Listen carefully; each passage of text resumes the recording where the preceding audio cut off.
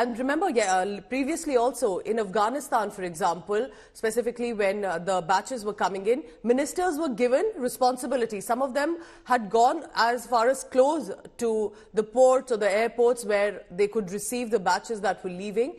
Whether it was the Wuhan airlift as well, there have been responsibilities assigned to ministers. For example, here, to ensure that citizens don't just return.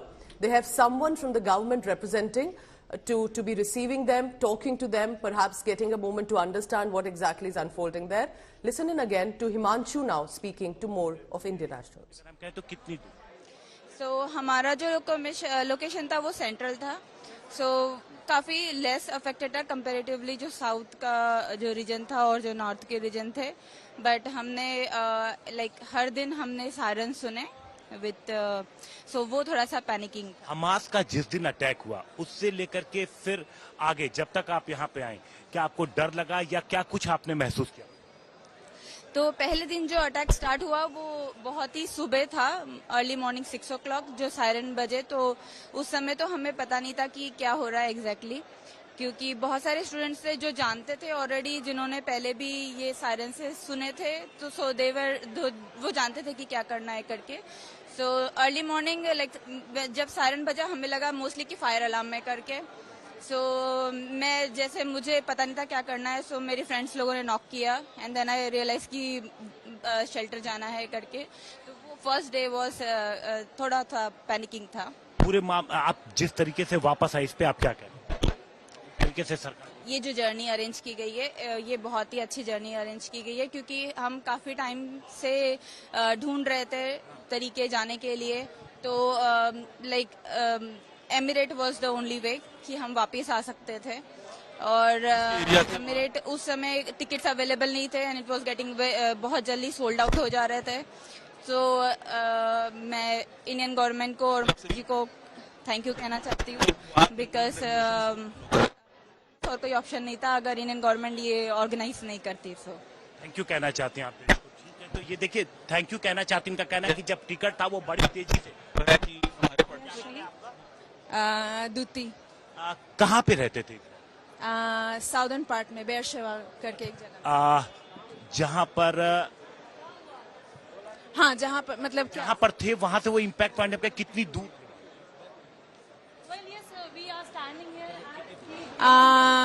वो तो हर जगह पे ही हो रहा है. मैं जहाँ पे रह रही थी वो साउदर्न पार्ट में है, बेरशेवा में. उधर भी रॉकेट्स आ रहे थे. रॉकेट्स आ रहे थे, तुमने देखा? हाँ, देख तो नहीं पाए क्योंकि हम लोगों को शेल्टर में जाना था. Each time there was a siren. तरीके की इंफॉर्मेशंस निकल के किस बात पे, मतलब रॉकेट इंफॉर्मेशन क्या आ रही थी? जैसे लोकल अथॉरिटीज जो है वो क्या आपको अवेयर कर रही थी? क्या वो आपको? यूनिवर्सिटी में काम करते हैं, we are researchers, so we were just notified by the university to take proper measure. Every time there is a siren, we had to go to the shelter, and we went to the shelter each time there was a siren. And the normal life is of course paused.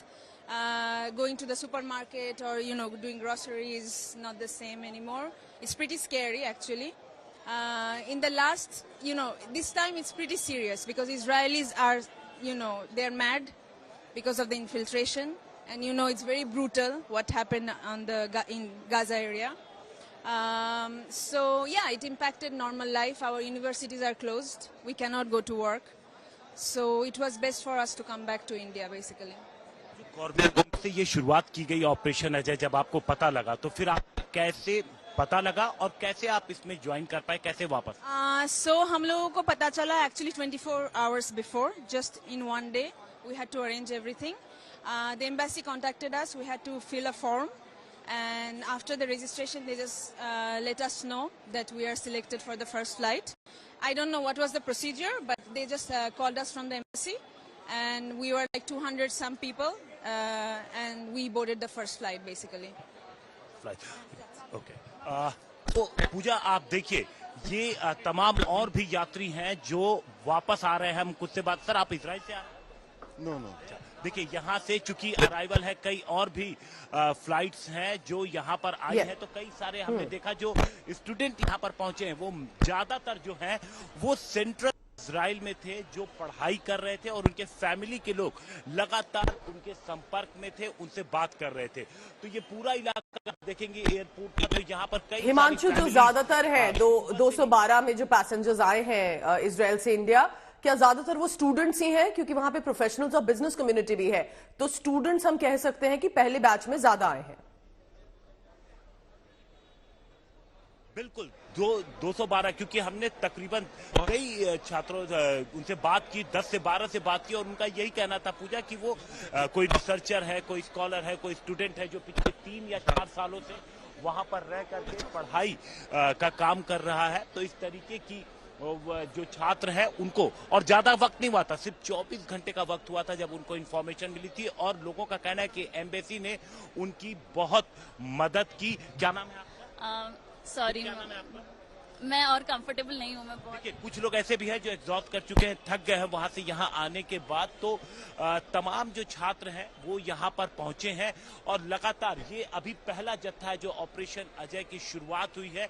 ये पहला जत्था है जो अपने देश पहुंचा है, और उनके फैमिली के लोगों ने, उनके परिवार के लोगों ने राहत की सांस यहाँ पर ली है, क्योंकि लगातार जब से हमास ने हमला किया था तब से परिवार के लोग बेहद डर में थे। लेकिन जो ज्यादातर यहाँ पे उनका ये कहना है कि जो सेंट्रल इजराइल था वो उतना इफेक्ट नहीं था, क्योंकि बॉर्डर का एरिया जो था वो ज्यादा इफेक्टेड था। क्या आप भी इजराइल से ही आ रहे हैं? आप स्टूडेंट थे वहाँ पे? कहाँ पे रहते थे? मैं टेल अवीव में।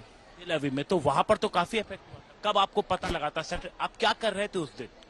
मैं तो नॉर्मल रूटीन चल रही थी मेरी, एंड एकदम ही सायरन बजने लगा, और हमें समझ नहीं आया। बाद में न्यूज में देखा कि गाजा ने अटैक कर दिया इजराइल पे।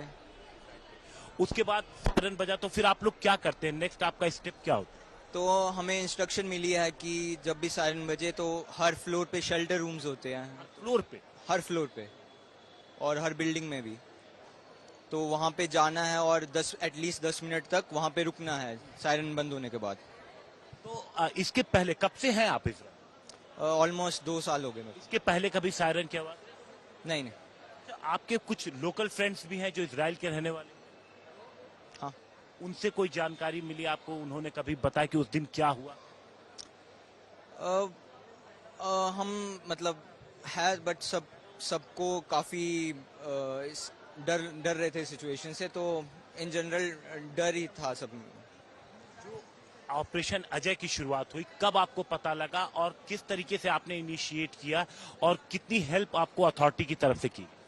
शायद 3-4 दिन पहले, मेरे को एग्जैक्टली याद नहीं है, बट कुछ दिन पहले किया था। फिर हमें एक फॉर्म दिया गया था जिसे भरना था हमें, और फॉर्म भर के अगले दिन ही हमें एक मेल आ गई थी जिसके थ्रू हमें एयरपोर्ट से इवैक्यूएट करवा रहे थे। तो अथॉरिटीज की पूरी हेल्प? हाँ, बिल्कुल। इंडियन गवर्नमेंट, मैं दिल से शुक्रिया करना चाहता हूँ इंडियन गवर्नमेंट का कि हमें सेफली यहाँ पहुँचा दिया। नाम क्या है आपका? विशेष। कहाँ के रहने वाले हैं आप? मैं पंजाब से। पंजाब से। तो आप देखिए पंजाब के विशेष थैंक यू कहना चाहते हैं। इस तरीके के कई सारे स्टूडेंट हैं जो यहाँ पर अब पहुंच चुके हैं। ज्यादातर देखिए पूजा, हमने जिनसे भी बात की वो छात्र हैं जो कितने पहुंचे हुए हैं, और वो बेहद कहना है कसम वक्त पहले उन्हें इसकी जानकारी नहीं मिली थी, लेकिन अथॉरिटीज की तरफ से उन्हें पूरी हेल्प की गई। हम आगे आते हैं, कुछ और लोगों से, कुछ और छात्रों से बात करते हैं और समझते हैं कि आखिर कुछ उन्होंने वहां कुछ किया, क्या उन्होंने फेस किया पिछले 1 हफ्ते के दौरान। देखिए यहाँ पर कुछ और रजिस्टर्ड किया। All right. Himanshu, you keep getting the voices as Himanshu is speaking to so many Indian nationals. 212 for now. This is only the first batch. More arrangements are likely to take place depending on the situation.